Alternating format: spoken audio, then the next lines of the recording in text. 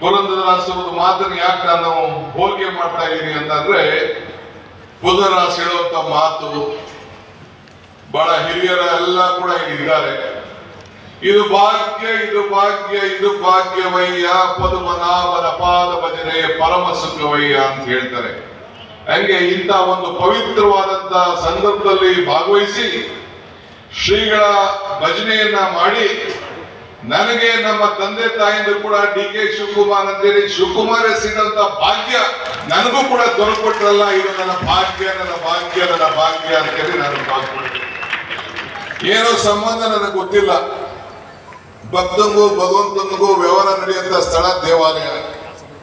ಹಂಗೆ ಇವತ್ತು ನಾವೆಲ್ಲ ಒಬ್ಬ ದೇವರ ಸ್ವರೂಪಿಯನ್ನ ಸ್ಮರಿಸ್ಕೊಳ್ಳುವಂತ ಭಾಗ್ಯ ಇವತ್ತು ನಮ್ಗೆಲ್ಲ ಸಿಕ್ಕಿದೆ.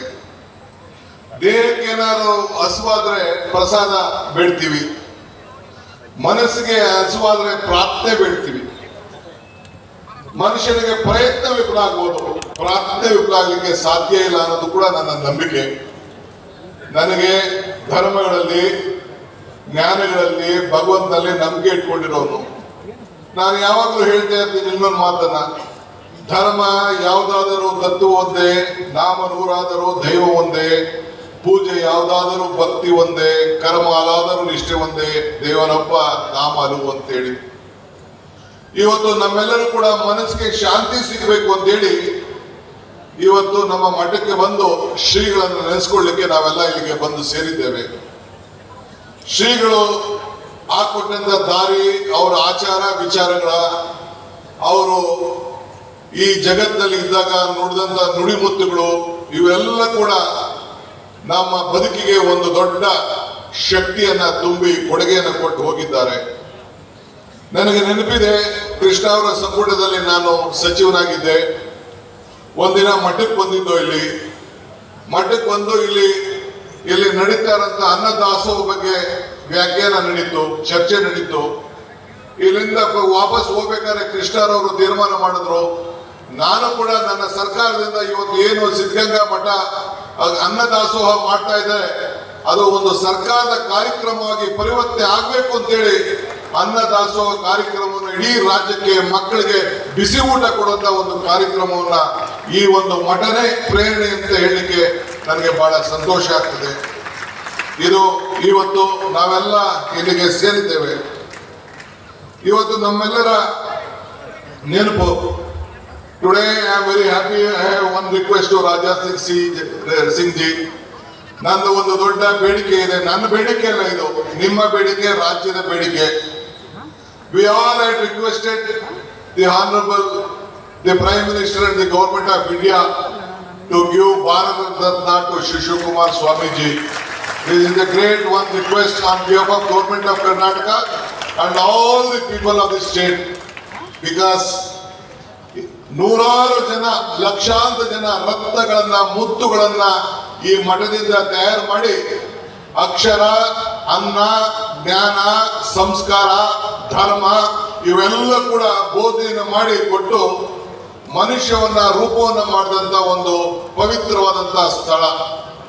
ಕಲ್ಲು ಬಂಡೆ ಅಕ್ಕಪಕ್ಕ ಎಲ್ಲ ಇದೆ, ಅದು ಪ್ರಕೃತಿ. ಅದನ್ನ ಕಡೆದರೆ ಆಕೃತಿ, ಪೂಜಿಸಿದರೆ ಸಂಸ್ಕೃತಿ. ಹಂಗೆ ಪೂಜೆಯನ್ನ ಮಾಡಲಿಕ್ಕೆ ನೂರಾರು ಜನ, ಸಾವಿರಾರು ಜನ, ಲಕ್ಷಾಂತರ ಮಂದಿಗಳನ್ನ ತಯಾರು ಮಾಡಿದಂತ ಇದೊಂದು ಪವಿತ್ರವಾದಂತ ಕ್ಷೇತ್ರ. ನಾವು ತಿನ್ನುವ ಅನ್ನ, ಬೇಯಿಸುವ ನೀರು ನಮ್ಮ ದುಡಿಮೆಯ ಬೇವರಾಗಬೇಕೇ ಹೊರತು ಬೇರೆಯವರ ಕಣ್ಣೀರು ಆಗ್ಬಾರ್ದು ಅಂತೇಳಿ ಶಿವಕುಮಾರ್ ಸ್ವಾಮಿಗಳು ನುಡಿದಂತ ಮಾತು ನನಗೆ ನೆನಪು ಬರ್ತದೆ. ನಾನು ಕೂಡ ಅನೇಕ ಭಾಷೆಗಳನ್ನ ಕೇಳಿದ್ದೇನೆ. ಒಂದೊಂದು ಮಾತನ್ನು ಕೂಡ ಬಹಳ ಅರ್ಥಗರ್ಭಿತವಾದಂತ ಮಾತು. ಬಸವಣ್ಣವರ ಅನುಯಾಯಿಯಾಗಿ ಎಲ್ಲ ಧರ್ಮಗಳು ಕೂಡ ಜಾತಿ ಧರ್ಮ ಭೇದ ಅಲ್ಲದೆ ಎಲ್ಲರೂ ಕೂಡ ಒಟ್ಟು ತೆಗೆದುಕೊಂಡೋಗಿ ಎಲ್ಲರೂ ಕೂಡ ಅವಕಾಶವನ್ನು ಕೊಟ್ಟು ಈ ಒಂದು ಭಕ್ತಿ ಸಾಗರನ್ನ ಜನರಲ್ಲಿ ಧಾರ್ಮಿಕವಾಗಿ, ಈ ಒಂದು ಪವಿತ್ರವಾಗಿ ಎಲ್ಲರೂ ಕೂಡ ಒಟ್ಟಿಗೆ ತೆಗೆದುಕೊಂಡೋಗಿ ಈ ವಿದ್ಯಾಕ್ಷೇತ್ರದಲ್ಲಿ ಎಲ್ಲ ರಂಗದಲ್ಲೂ ಕೂಡ ಅಭಿವೃದ್ಧಿಯನ್ನ ಮಾಡೋದಕ್ಕೆ ಇವತ್ತು ನಾವೆಲ್ಲ ಅವನ್ನ ಸ್ಮರಿಸ್ಕೊಳ್ತಾ ಇದ್ದೇವೆ. ಮಹಾಚೇತನಿಗೆ ನಾವೆಲ್ಲ ಇವತ್ತು ನಮಸ್ಕಾರ ಮಾಡಲಿಕ್ಕೆ ನಾವು ಇಲ್ಲಿಗೆ ಬಂದಿದ್ದೇವೆ. ಇವತ್ತು ಈ ಸಂದರ್ಭದಲ್ಲಿ ತಮ್ಗೆ ಹೇಳೋದಿಷ್ಟೇ, ಕೊಟ್ಟ ಬದುಕು ಬೇರೆ ಕಡೆ.